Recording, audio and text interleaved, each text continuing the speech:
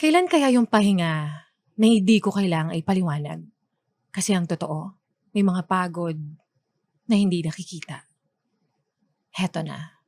Ang Laika Barista Moments natin pinamagatang Rest Day. Sinasabi nila, day off mo naman, magpahinga ka. Pero ang totoo, hindi naman talaga rest day ang day off. Lalo na kung isa kang kapatid, isa kang anak, isa kang magulang. Sa papel lang siya pahinga. Sa kalendaryo lang siya bakante. Pero sa buhay mo, may nakaabang na agad na mga kailangan tapusin. Pagmulat pa lang ng mata mo sa umaga, may mga taong may kailangan na agad sa'yo.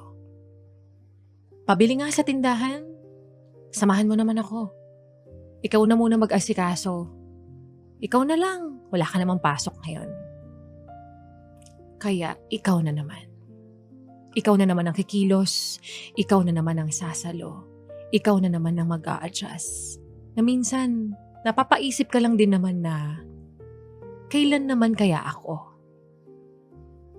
Kailan kaya yung araw na wala kang gagawin kung hindi i-enjoy lang ang araw mo? Kailan kaya yung pahinga na hindi ko kailangang ipaliwanag kasi ang totoo, may mga pagod na hindi nakikita. Hindi galing sa trabaho lang, hindi galing sa overtime, galing sila minsan sa pagiging sandalan ng lahat, sa hindi natatapos na responsibilidad, sa pagiging taong laging nandyan kahit pagod na rin. Minsan, gusto mo lang naman umupo, huminga, manahimik. Pero kahit day off mo, parang hindi ka pa rin pwedeng mawala. Parang hindi ka pa rin pwedeng mapagod. Parang kailangan lagi kang available at oo, totoo naman, hindi ka nagpapahinga dahil mahal mo sila. Ginagawa mo lahat dahil pamilya mo sila. Pero sana, sa gitna ng pagiging kapatid, sa gitna ng pagiging anak, kaibigan, o sa gitna ng pagiging magulang, huwag mong kalimutang isa ka ring tao. Isang taong napapagod, isang taong may limitasyon, isang taong kailangan din alagaan. Kasi minsan, ang hindi naririnig na pagod ay yung pagod ng taong laging nandyan para sa iba.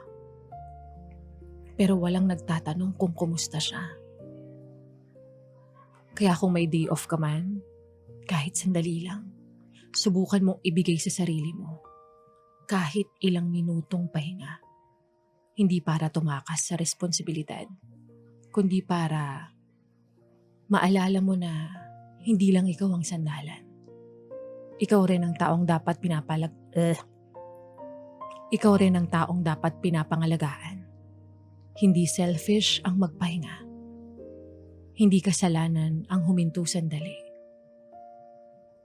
Dahil ang taong laging nagbibigay sa iba, may karapatan din alagaan ang sarili niya.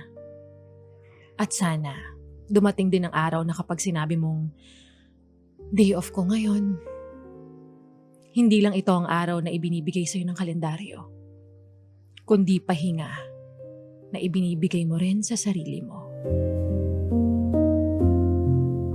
At yan ngang muli ang kwento ng ating Laika Barista Moments na pinamagatang Rest Day.